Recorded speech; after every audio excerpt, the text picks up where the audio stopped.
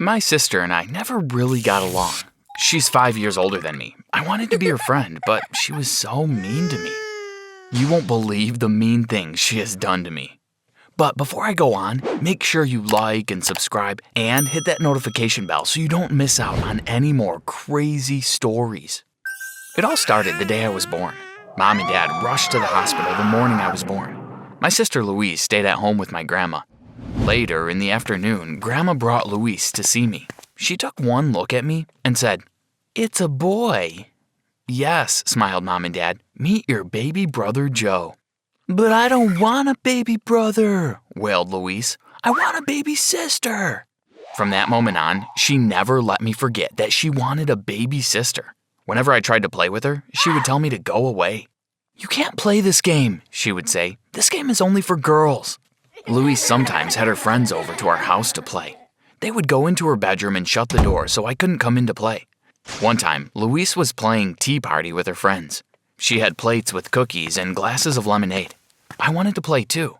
I pushed the door open so hard that I tumbled into the room and fell on top of the plates and glasses. Louise started shouting and crying. Mom came running upstairs. "Oh, what have you done, Joe?" she asked. "He's ruining everything, Mom," cried Louise. With that, Mom picked me up and took me downstairs to sit in the room with her. It wasn't fair. I told Mom I was only an accident, but she didn't believe me. Sometimes Mom would ask Louise to play with me while she made dinner. I was so happy, but Louise didn't speak to me. She just put the TV on and ignored me. Louise had lots of friends because she went to a big school with a lot of students. I couldn't wait to start school. Then I would get lots of friends too. Finally, the day came.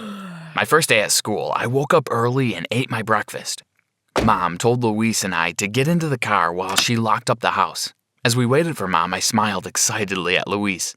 "Don't think you're going to hang around with me and my friends," said Louise. Mom got into the car and we drove to school. When we arrived at the school gates, Mom said to Louise, "Make sure you look after Joe." "Yes, Mom," replied Louise, smiling at Mom. But as soon as we went around the corner, Louise ran off to her friends and left me all on my own. I felt scared and I didn't know where I was supposed to go. Why was Louise so mean to me? I couldn't help being a boy. At lunchtime, I went to see if I could find Louise. She was sitting with a group of her friends in the corner. They were laughing and looked to be having so much fun. As I went towards them, Louise pointed and said, "That's my little brother. He's such a baby." Her friends all started laughing at me. I felt the tears welling up in my eyes. From that day on, I made sure I stayed away from Louise and her friends at school. By the time we were both in high school, Louise and I didn't really speak to each other at all. She spent all her time in her bedroom. I didn't know what she did there, but she was very secretive. One time, I walked into her room and she was writing in a book. As I came in the room, she hid the book under her pillow. "What do you want?" she shouted meanly. "Get out of my room!" I couldn't stop thinking about that book. I wondered what it was she didn't want me to see. One Saturday morning, I had my chance. Louise had been invited to sleep over at her friend's house the night before. Mom had gone shopping and Dad was outside doing some gardening. I slipped into Louise's room and started looking around for the book. I couldn't see it anywhere. Then I remembered. She had hidden it under her pillow. I ran over to her bed and lifted her pillow. There it was. I opened the pages and started reading. It was her secret diary. Most of it was pretty boring. Of course, she complained about me a lot in it. But then I hit the jackpot. I turned the page and read the words. "I think I'm in love with Jake Brown." I started laughing to myself. Boy, she was going to regret being mean to me at school. I couldn't wait to go to school on Monday and tell everyone what I'd read. Monday morning came and Louise was being her usual mean self on the way to school. She was telling me how boring I was and how she was so cool. I didn't really care. I smiled to myself as I walked into school. As soon as I got in, I started telling everyone that Louise was in love with Jake Brown. It wasn't long before the whole school was talking about it. Everyone started teasing Louise. When we got home from school, Louise ran straight to her room and slammed the door shut. I heard her crying, but I didn't really care. After all, she had done lots of mean things to me. And anyway, she had no idea it was me that had told everyone. It was about 2 weeks later when I came home from school to find Louise on her computer with her bedroom door open. As I walked past, she smiled at me and called out, "Hey, Joe, come in here." I was surprised, but I went into her room. "Have you heard the news about this new virus going around?" she asked. "No, what is it?" I replied. She started to tell me all about this strange new virus. "It gets inside your body and starts eating you from the inside out," she told me. It sounded terrifying. I hope I don't catch that virus, I thought to myself. I didn't want something eating away at me. I was a growing boy, or that's what my mom was always telling me. I had always had a good appetite, but recently I was eating a lot more. That night, we sat down for dinner. It was Mom's homemade spaghetti. I loved it. I piled a huge pile of spaghetti onto my plate and started munching away while watching TV. I looked down at my plate. That's strange, I thought. I've eaten that huge plate of spaghetti, but I still feel hungry. The same thing happened the next night, and then the next. I was eating so much food, but I never felt full. Then my heart sank.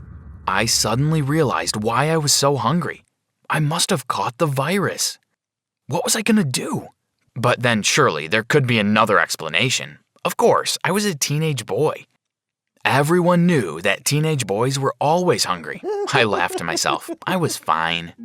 The next morning in class, I was daydreaming about the huge burger I was going to have for my lunch when my best mate Mike whispered to me, "Have you seen the new girl?" "No," I replied. "I'll introduce you at lunchtime," he said. The lunch bell rang and we raced down to the school cafeteria. We bought our burgers and looked around for a table. "Over there," said Mike, pointing at a table where 2 girls were sitting.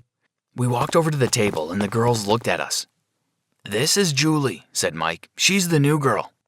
I looked at Julie and was about to say something when I felt it. The blood drained from my face and my heart skipped a beat. I had felt something moving inside me. Oh no, it was true. I had caught the virus. I left my burger and ran from the table. I was panicking.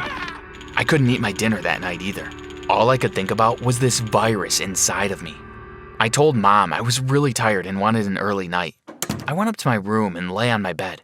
It wasn't long before I had drifted off to sleep. Suddenly, I woke up. It was the middle of the night and I could hear a strange noise.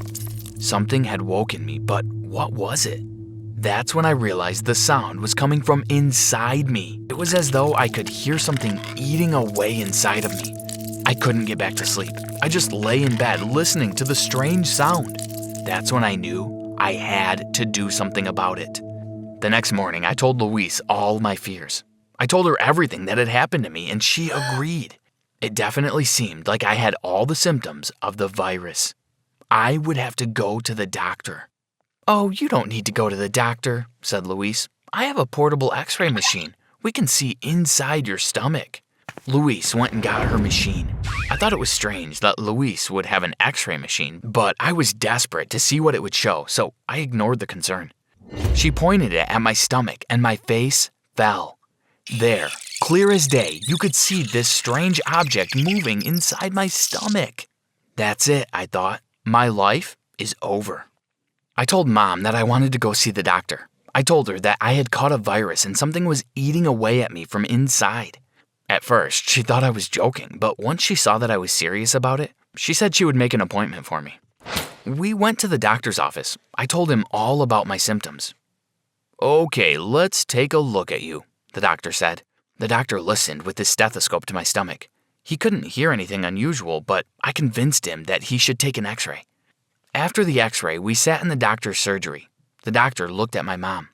"I think Joe may be suffering from stress," he said. "The x-ray's all clear. There's nothing wrong with Joe." Mom looked relieved, but I knew the doctors had missed something. I knew I couldn't just accept this fate. I needed to do something about it. I started researching how to kill something inside you. I couldn't actually find any information on this virus, but I knew that my only chance would be to poison it. I didn't tell anyone, but I decided I was going to make my own poison. I started collecting all the things that I would need to make my poison.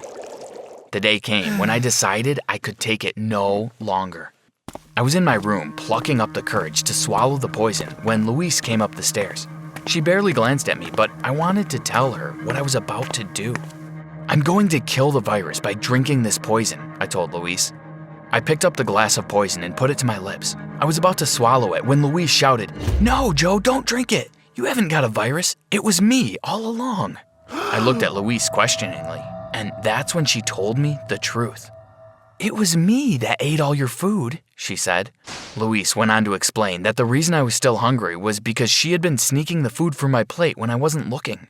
She had found out that it was me that told the whole school she loved Jake Brown. She wanted to get a revenge. "But I felt it moving inside me when I saw the new girl," I said. Luis smiled. "That's just butterflies," she said. "Everyone gets those when you see someone you like." "And I heard it in the middle of the night," I went on. "I put a sound machine under your mattress," Luis explained. "I'm sorry I've been so mean to you." I was so shocked by this sudden turn of events, but I had to admit, it was also wrong of me to tell her crush that she liked him. "I'm sorry I told everyone your secret," I replied. Luis smiled. "It's okay. I think we're even now, don't you?" I nodded and we hugged. After that, we got along just fine.